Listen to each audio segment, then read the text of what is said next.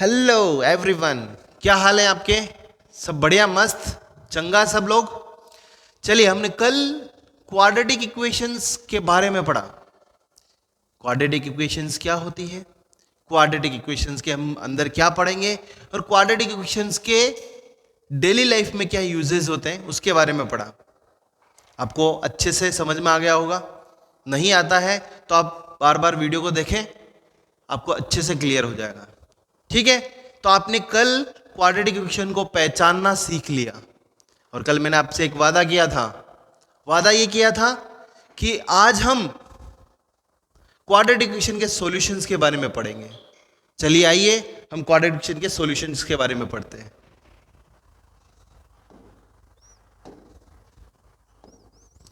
Quadratic equation,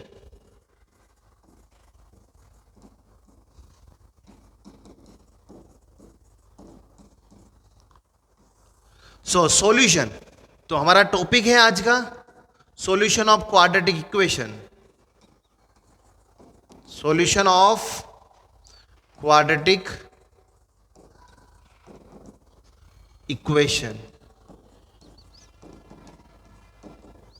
देखिए, definition लिखना मेरे लिए पॉसिबल नहीं होगा, क्लियर? तो मैं आपको डेफिनेशन बोल के बताता हूं कि what do mean by the solution of quadratic equation. So the value of the variable which satisfy the quadratic equation is known as a solution of quadratic equation. Quadratic equation के solution का क्या meaning है कि उस quadratic equation में जो variable use हो रहा है उसकी वैल्यू को फाइंड आउट करना, उसको बोलते हैं, और वो वैल्यू उस क्वाड्रेटिक इक्वेशन को सेटिस्फाई करनी चाहिए, उसको बोलते हैं सॉल्यूशन ऑफ क्वाड्रेटिक इक्वेशन। एक मजेदार बात बताता हूं। हमने कल पढ़ा था कि क्वाड्रेटिक इक्वेशन में वेरिएबल की हाईएस्ट पावर कितनी होती है? 2। तो याद रखने की जरूरत ही नहीं है कि क्वाड्रेटिक इक्वेशन के सॉल्यूशंस कितने होते हैं। Quadratic equation has maximum solution 2। Clear? आइए हम, क्योंकि हमें पता है किसी भी चीज को पढ़ने से पहले हमें क्या करना होता है, उसके मेथड्स के बारे में पढ़ना होता है। जैसे हम कोई खाना बना रहे हैं, कोई चीज बना रहे हैं, उसका रेसिपी, उसका मेथड हमें समझना पड़ेगा। सेम एज क्वाड्रेटिक इक्वेशन को सोल्व करने के लिए या उसके सॉल्यूशन को फाइंड आउट करने के लिए कौन कौन से मेथड्स हैं उसके बारे में आज हम चर्चा करेंगे। ठीक है, तो following methods are the solution of quadratic equation. पहला मेथड है इनमें factorisation method. Factorisation factorisation method, जिसका दूसरा नाम क्या है? Splitting middle term. Splitting middle term, या इसका और भी नाम है। इसका क्या नाम है उसका? और एल्जेब्रिक मेथड। Algebraic method. मैंने आपको तीनों नाम क्यों बताया? क्योंकि क्वेश्चन एग्जाम में किसी भी टाइप का आ सकता है। क्वेश्चन आ सकता है find the solution of quadratic equation by algebraic method. आप कंफ्यूज हो जाओगे, अरे यार कौन सा मेथड है। सो इसलिए मैंने तीनों मेथड के बारे में बताया कि क्वाड्रेटिक इक्वेशन का जो पहला मेथड है उसका 3 सिनोनिम्स है। पहला फैक्टराइजेशन मेथड कह सकते हैं, स्प्लिटिंग मिडिल टर्म कह सकते हैं, या फिर एल्जेब्रिक मेथड कह सकते हैं। Clear? Second method completing square method. Completing square method, completing square, या फिर इसको बोलते हैं परफेक्ट स्क्वायर।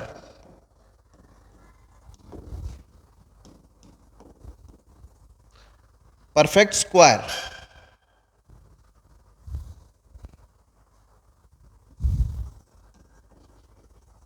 Perfect square. देखिए, सेकंड मेथड के बारे में आपको बताऊं तो सेकंड मेथड आपके सीबीएसई से डिलीट हो गया, तो इसको हम पढ़ेंगे नहीं। लेकिन हमें ये पता होना चाहिए कि क्वाड्रेटिक इक्वेशन को सोल्व करने के कंप्लीटिंग स्क्वायर मेथड भी होता है, क्योंकि ये 11th क्लास, 12th क्लास और हायर स्टडीज में बहुत ज्यादा यूज आता है। इसलिए आपको ये पता होना चाहिए कि कंप्लीटिंग स्क्वायर मेथड भी एक तरह से मेथड होता है।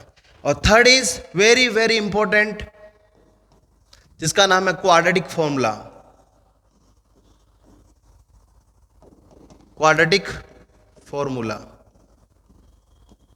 जिसका नाम Shridharacharya formula, Shridhar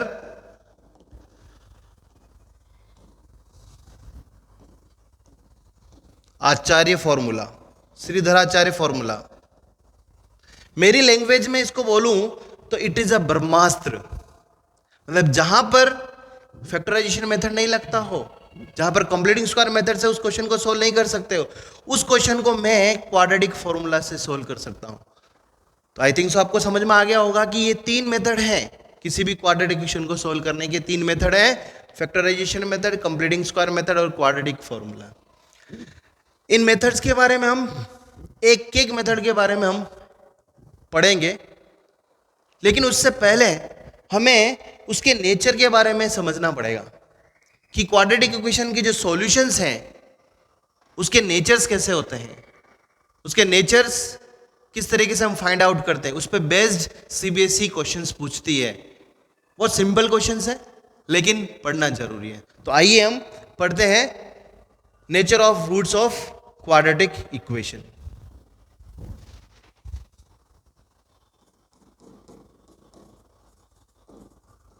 nature of roots of quadratic equation. देखिए, नेचर हर एक पर्सन का नेचर होता है, जैसे मेरा है उसी तरीके से इसका भी नेचर है। तो बेटा, मैथ्स को पढ़ने के लिए एक ब्रह्मास्त्र चीज है, क्या है? आप उसको फील करके पढ़िए। जब तक आप फील करके नहीं पढ़ेंगे मैथ्स को, तब तक मजा नहीं आएगा। उसकी रेस्पेक्ट करो, मैथ्स आपकी रेस्पेक्ट करेगी in terms of marks, in terms of knowledge, in terms of mind, intellectual. Clear? So nature of roots of quadratic equations, इसका नेचर क्या है, इसके सॉल्यूशंस का नेचर क्या होता है। रूट्स भी कह सकते हैं इसको, सॉल्यूशन भी कह सकते हैं, है ना? क्लियर? सो ये nature of roots of quadratic equation depends on discriminant. Discriminant is represented by D. D is equal to B square minus 4ac। Discriminant किससे रिप्रेजेंट होता है? B square minus 4ac। यार, ए बी सी हमें पहले से ही पता है। क्या है A? Coefficient of X square. देखिए, वापस आइए, कम टू द पॉइंट। हमारे पास क्वाड्रेटिक इक्वेशन क्या होती है? A X square plus B X plus C equal to 0। ये क्वाड्रेटिक इक्वेशन होती है, इसी के तो नेचर हम पढ़ रहे हैं। तो एक्स स्क्वायर का कोफिशिएंट कितना है? A. Coefficient of x B और कांस्टेंट टर्म सी। तो क्या हम किसी भी क्वाड्रेटिक इक्वेशन में से एबीसी नहीं निकाल सकते हैं? इजीली बहुत इजी वे में हम एबीसी निकाल सकते हैं। जब एबीसी निकल जाएगा तो हम डिस्क्रिमिनेंट आसानी से निकाल सकते हैं और उसके nature of roots of quadratic equations हम पता कर सकते हैं। यहां कंफ्यूज मत होना, रूट्स कि सर ने तो पहले सॉल्यूशन बोला था, यहां पर बोल दिया रूट्स। तो यार, रूट्स सॉल्यूशंस दोनों सेम चीज है। क्लियर है? सॉल्यूशन कहें चाहे रूट्स कहें चाहे जीरोस कहें, तीनों वर्ड सेम है। क्लियर? सो हमने एबीसी की हेल्प से डी निकाल लिया। Clear? So first condition, if D is greater than zero means positive. भाई तीन ही टाइप की वैल्यू आ सकती है, या तो डी की वैल्यू पॉजिटिव हो, या डी की वैल्यू नेगेटिव हो, या डी की वैल्यू इक्वल टू 0 हो। तो पहली कंडीशन ले रहा हूं मैं, if D is greater than 0 then roots are real and distinct मतलब अलग अलग, डिफरेंट। जैसे एक x की वैल्यू 1 आ गई तो दूसरे x की वैल्यू 2 हो सकती, 3 हो सकती, 5 हो सकती, कुछ भी हो सकती है। तो पहली कंडीशन समझ में आई आपको? d is greater than 0 then roots are real and distinct, different होंगे। Clear? Second condition, if d is less than 0 then roots are not real, or we can say that they are imaginary. ये condition हमें 10th में पढ़नी नहीं है। इस condition पे पूरा 11th क्लास में पूरा चैप्टर नंबर 4 डिपेंड है। क्लियर? इस पूरी कंडीशन पे जिस क्वाड्रेटिक इक्वेशन के रूट्स रियल नहीं होते हैं, इमेजिनरी होते हैं, उन पे बेस्ड कॉम्प्लेक्स नंबर आता है, तो इसे हमें पढ़ने की जरूरत नहीं है। Third condition, if d is equal to 0, then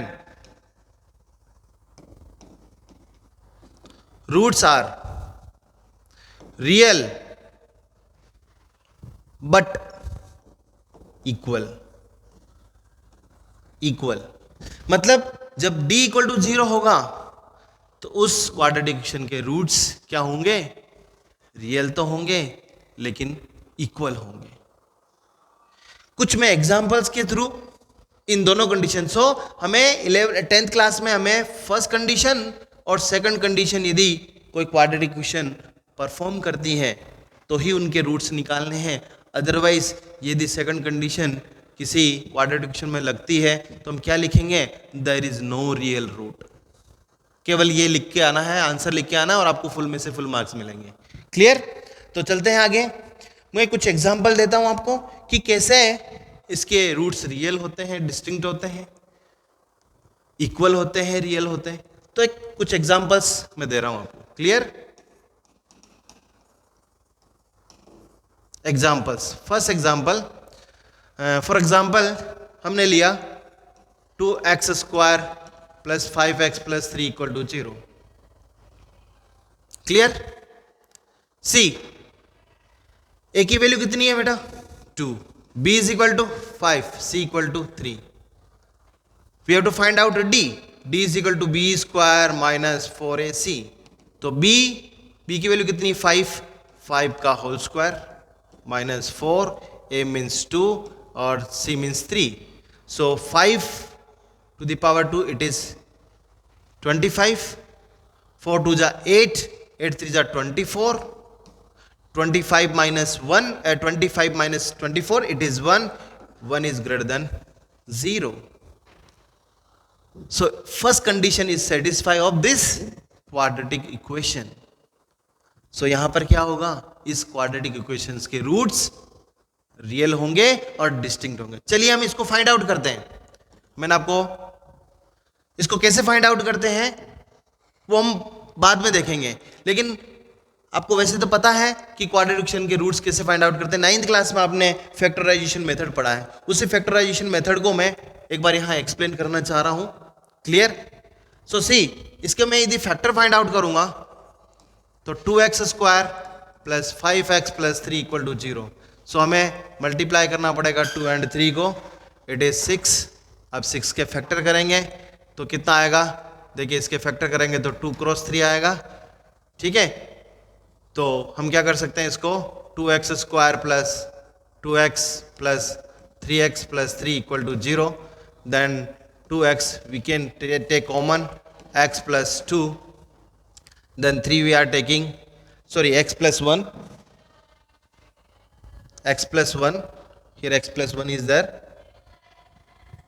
x + 1, then 3 are common, so x + 1 यहाँ पर = 0। So x + 1 common, x + 1, 2x + 3 = 0। So either x + 1 = 0 और 2x + 3 = 0। तो यहाँ से x की वैल्यू कितनी आ गई? -1, और यहाँ से x की वैल्यू आ गई -3/2। मैंने जस्ट एग्जांपल दिया है। यदि ये क्वेश्चन नहीं करना आता है, फैक्टर कैसे करते हैं वो मैं फैक्टराइजेशन मेथड में पढ़ाऊंगा, लेकिन यहाँ पर मैं आपको एक्सप्लेन कर रहा हूँ कि नेचर ऑफ रूट्स, जब d > 0 हो उसके रूट्स डिफरेंट होते हैं। देखिए x की वैल्यू -1 आई तो दूसरी x की वैल्यू कितनी आई? -3/2। क्लियर? अंडरस्टूड? तो यहां पर ये मैंने एक एग्जांपल दिया कि एक क्वाड्रेटिक इक्वेशन ली, इसके नेचर ऑफ रूट्स हमने d डिस्क्रिमिनेंट फाइंड आउट किया। ये डिस्क्रिमिनेंट > 0 था तो इस क्वाड्रेटिक इक्वेशन के रूट्स इक्वल आए। एक छोटा एग्जांपल और देना चाहूंगा मैं। सेकंड एग्जांपल, यदि हम लेते हैं X square plus 2x plus 1 equal to 0, हम सभी जानते हैं इस क्वाड्रेटिक इक्वेशन के रूट्स क्या होंगे, क्योंकि हमें पता है ये क्या है, ये है हमारा x प्लस 1 का होल स्क्वायर इक्वल टू 0। तो यहां पर क्या कर सकते हैं, x प्लस 1 इक्वल टू कितना होगा 0, देन x इक्वल टू कितना हो जाएगा 1। यहां पर दोनों सेम वैल्यू आ रही, देखिए x equal to -1, sorry x equal to -1, it is -1, और सेम वैल्यू आएगी क्योंकि quadratic equation gives two value of x, तो यहां पर दोनों सेम वैल्यू आ रही है। चलिए हम चेक करते हैं, यहां पर हमें पता है a इक्वल टू कितना है, a equal to 1, b is equal to 2 and c equal to 1।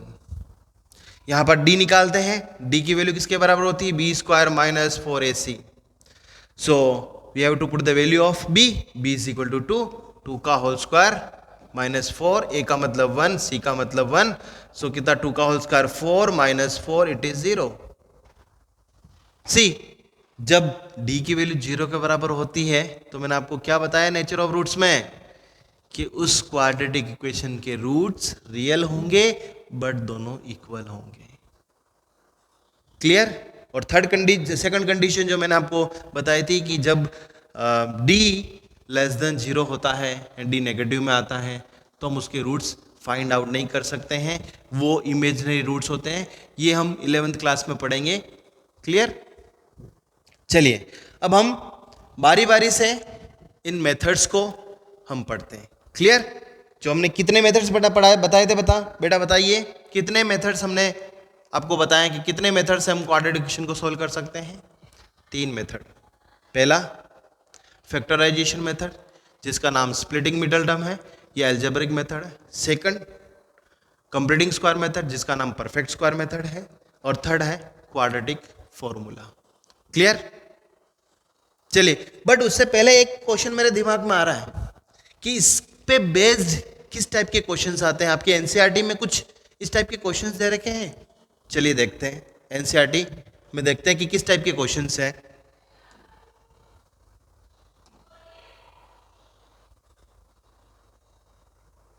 ये देखिए, ये एक्सरसाइज 4.3 में देखिए, find the value of k for each of the following quadratic equation so that they have 2 equal roots. देखिए equal roots मैंने बताया, किसी भी क्वाड्रेटिक इक्वेशन के इक्वल रूट्स कब होते हैं, जब d की वैल्यू 0 होती है। तो इस क्वेश्चन को हम परफॉर्म करेंगे। चलिए इस क्वेश्चन को हम दोनों क्वेश्चन को हम परफॉर्म करेंगे। पहले फर्स्ट वाला क्वेश्चन लेते हैं, ठीक है? इस क्वेश्चन को परफॉर्म करते हैं पहला। Clear? 2x square plus kx plus 3,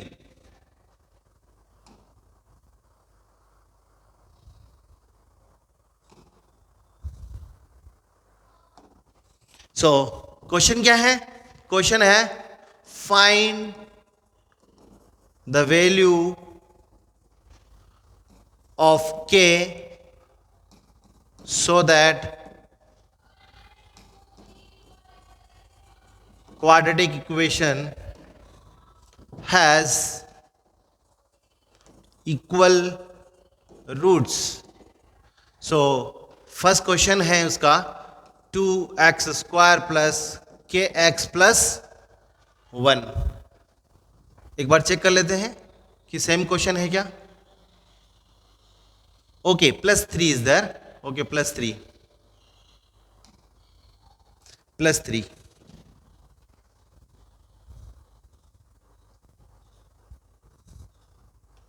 plus 3। चलिए इस क्वाड्रेटिक इक्वेशन के रूट्स इक्वल हमें गिवन है, we need to find out the value of k।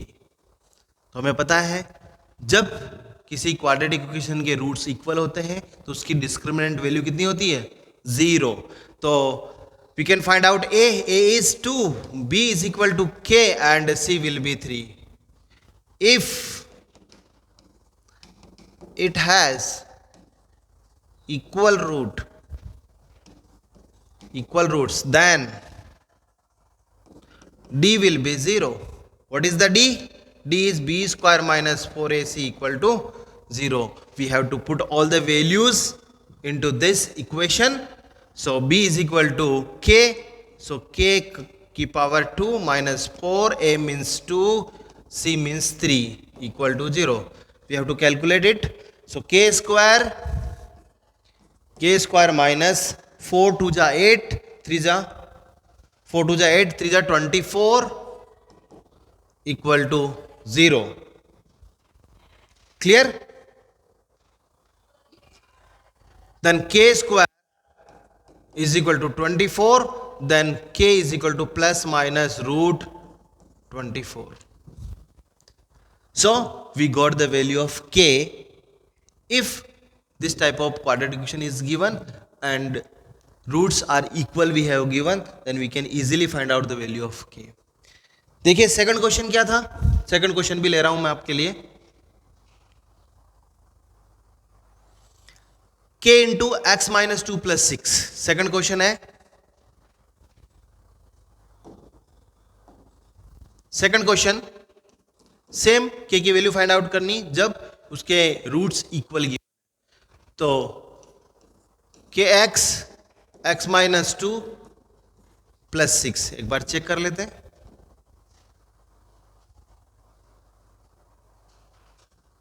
Correct. So but यहां देखते हैं कि ये क्वाड्रेटिक इक्वेशन नहीं है अभी तो, बट हम इसको क्या कर सकते हैं, मल्टीप्लाई करके क्वाड्रेटिक इक्वेशन बना सकते हैं इजी वे में. चलिए तो इसको इक्वल टू 0 लिख देते हैं, हम इसको मल्टीप्लाई करते हैं. सो k into k x into x, so k x square minus 2 x plus 6 equal to 0. Now what is the value of a?